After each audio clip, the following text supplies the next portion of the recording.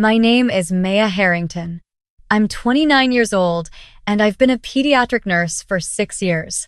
3 months ago, my husband walked out of our house in the middle of the night and completely disappeared. He didn't leave divorce papers. He didn't take much.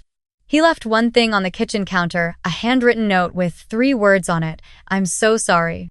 My mother-in-law told me he ran off with someone else. She said it calmly, almost like she'd been expecting it. She told me men like her son always find their way back to the kind of life they were born into. And she said I should be grateful he at least left me the house. But I knew my husband. I knew the way he looked at our son every single morning. I knew the way he still reached for my hand during scary movies even after 5 years of marriage. And I knew, deep down, that the man who wrote "I'm so sorry" wasn't a man who had stopped loving us. So I didn't move on. I didn't listen to her. And 3 months later, I found out everything. People who have never met my mother-in-law, Diana, have a hard time understanding what she's really like. On the surface, she is everything impressive. She built a technology company from almost nothing in the late 90s, grew it into one of the most recognized names in the Pacific Northwest, and turned herself into a woman whose phone calls get returned within the hour. She is polished, well-spoken, and genuinely charming when she wants to be. At charity events, people line up to shake her hand. At family dinners, she laughs at the right moments and asks the right questions. But there is another version of Diana, the one that exists behind closed doors. My husband, Connor, was her only son.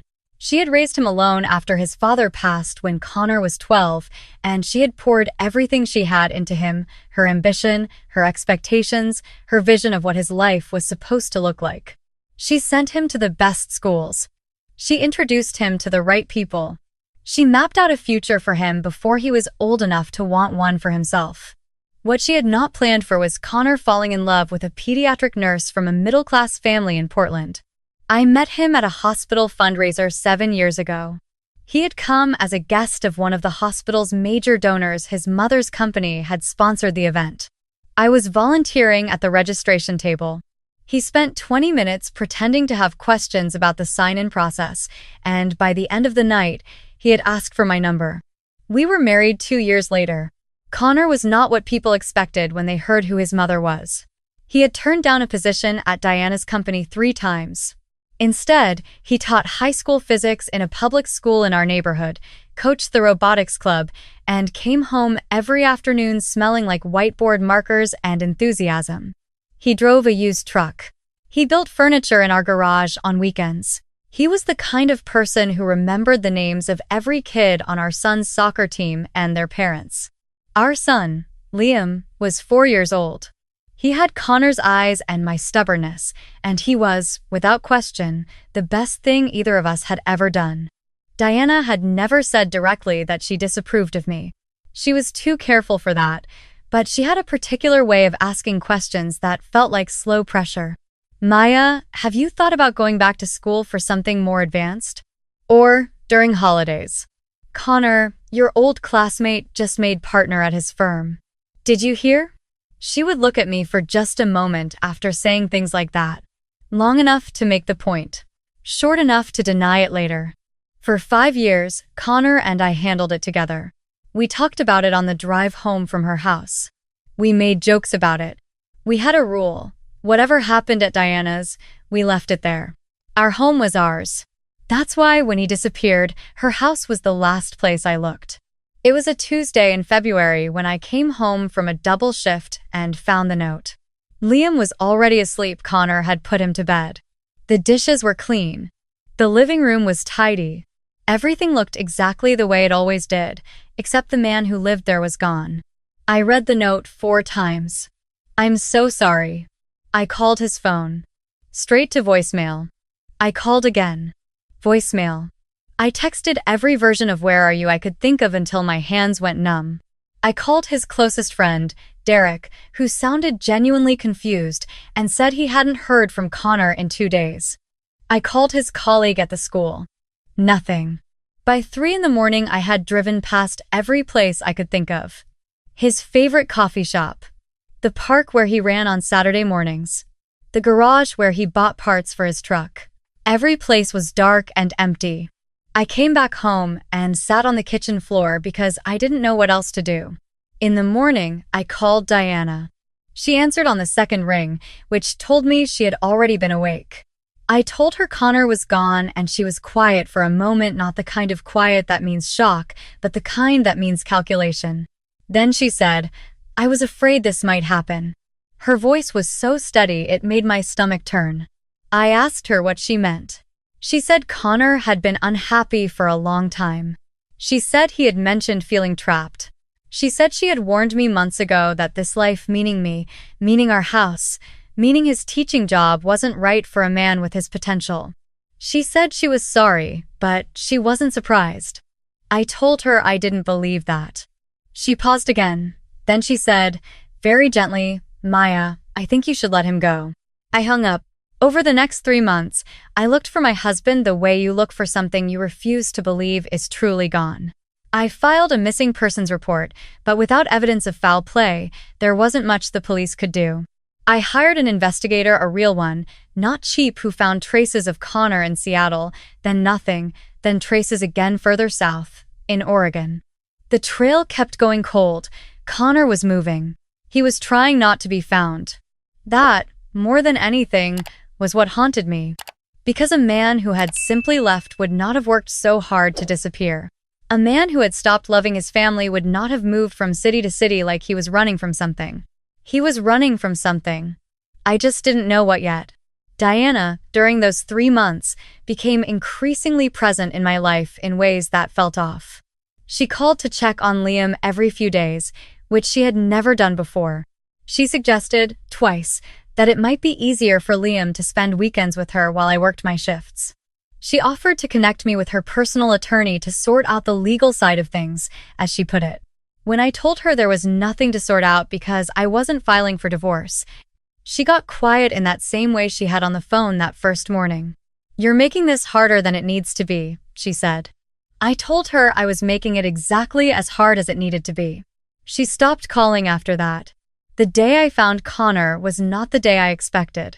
I had gone to the East Side Community Center to finalize details for a charity event our hospital was co-hosting. Our unit director had asked me to coordinate the setup logistics, nothing big, just confirming tables and audiovisual equipment.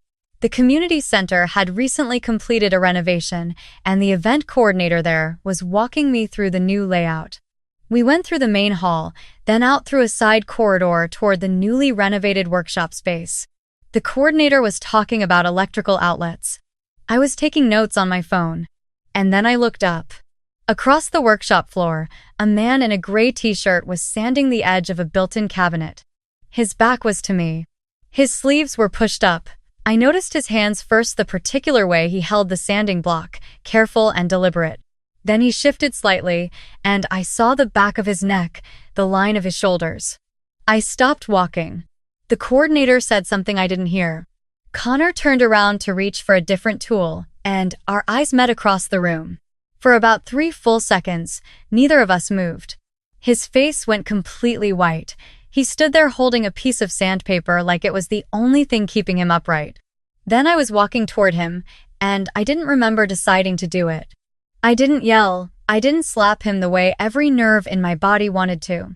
I walked straight up to him and stopped 2 feet away, and I said, very quietly, 3 months, Connor.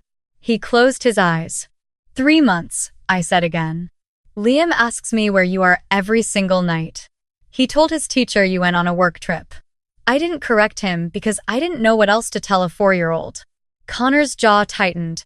When he opened his eyes, they were wet. Maya, he said. His voice was rough. You shouldn't have found me.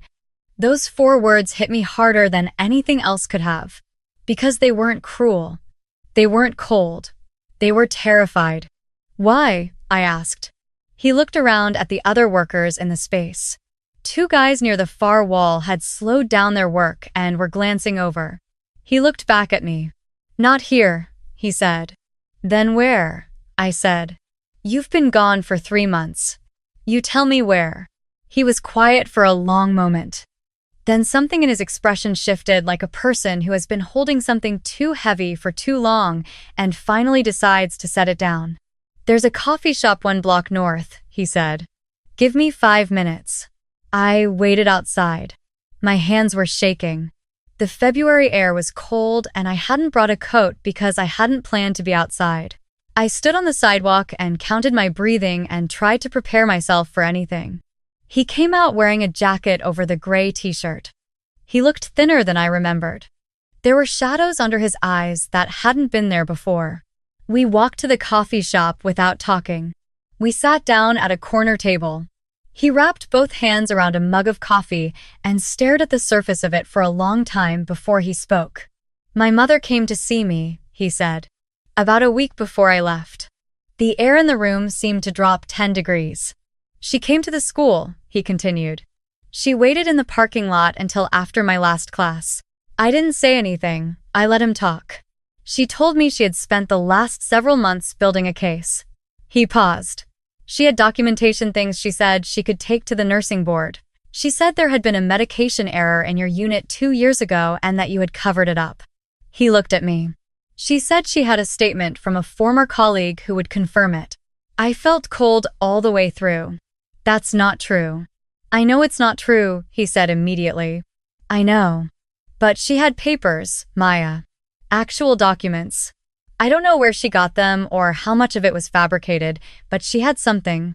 And she said if I didn't leave, if I didn't disappear completely, she would file the complaint and bury you." My throat tightened.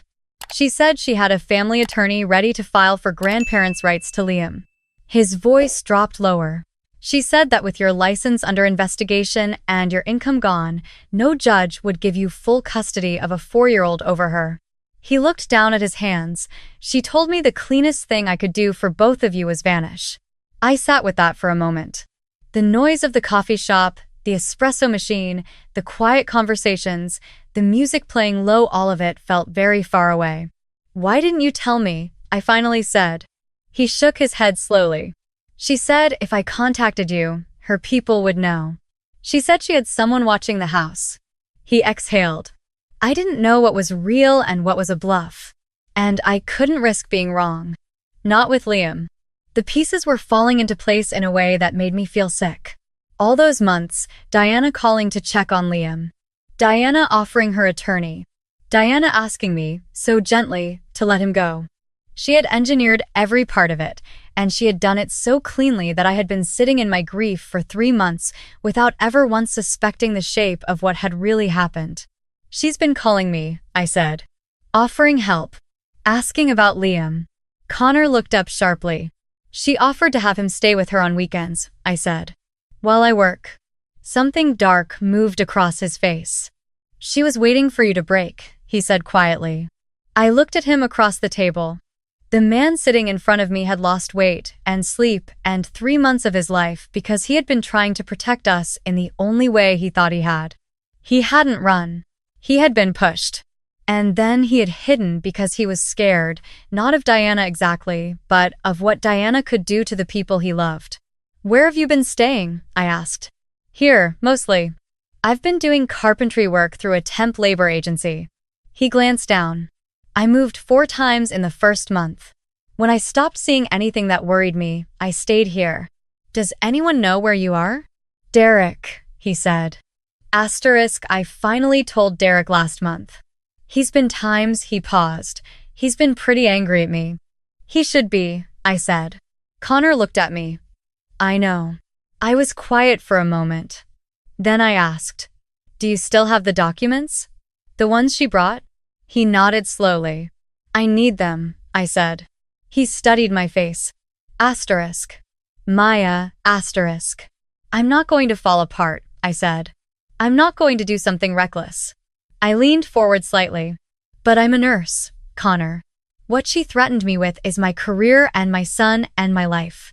And I'm not going to let her believe for one more day that it worked." He was quiet for a long moment.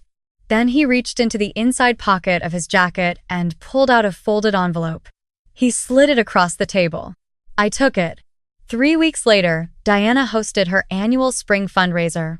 She did it every year, a dinner for about 150 people at a rented event space downtown, nominally for a children's literacy foundation she supported, but functionally a showcase. Her board members came, her business partners, family, longtime friends. It was the event where Diana was most fully herself. Gracious, magnetic, completely in control of the room. She had sent me an invitation. I had almost laughed when I opened it. I came with Connor. We walked in together, and I watched the moment Diana saw us from across the room.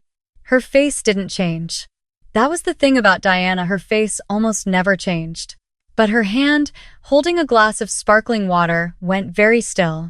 She excused herself from the conversation she was in and moved toward us. "Connor," she said, her voice warm. "I'm so glad you came." She looked at me with a smile that didn't reach her eyes. "Maya." "Diana," I said. "This is unexpected," she said to Connor. Asterisk, I didn't know you were.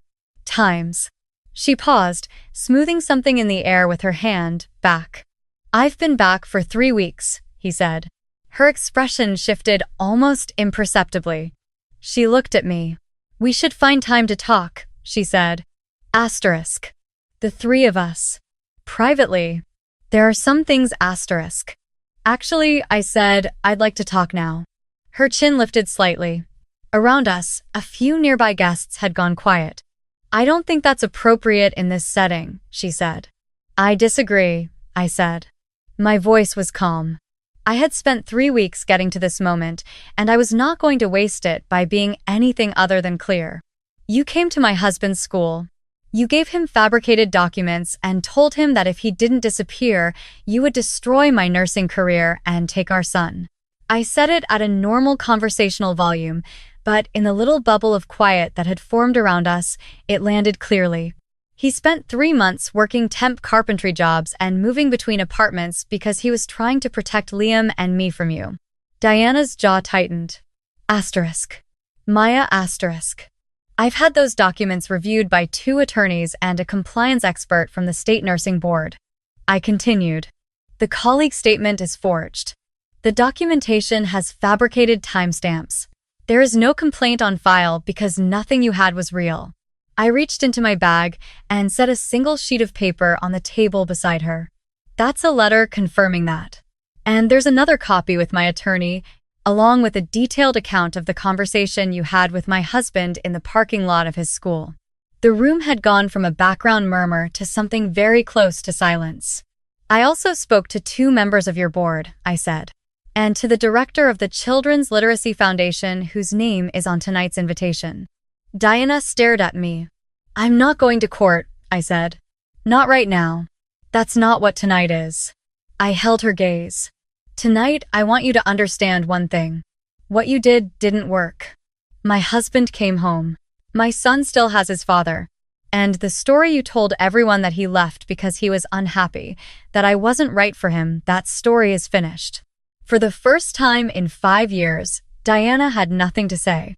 Around us, the guests were very still. Her board members were exchanging glances.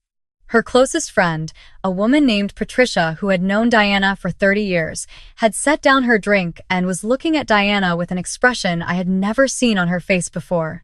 Doubt. Connor stepped forward. When he spoke, his voice was quiet but steady. "You raised me," he said. "You gave me everything you had. I've never once taken that for granted." He paused. Asterisk. "But what you did to my family times," he shook his head slowly, "that's something I don't know how to put back together with you." "Not right now." Diana looked at her son, and for just a moment, something cracked in her expression. Not remorse, exactly.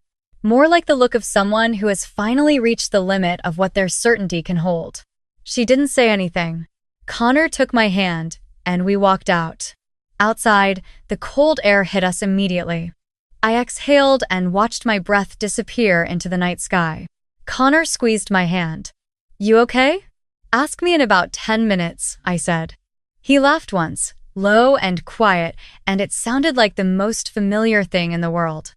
We drove to Derek's house, where Liam had been staying for the evening. When we walked through the front door, Liam came around the corner from the living room at full speed, 4 years old, and completely committed to the act of running, and launched himself directly at Connor's legs. Connor caught him and swung him up, and Liam grabbed his father around the neck with both arms and said, very matter-of-factly, "You were gone a long time." "I know, buddy." Connor's voice was thick.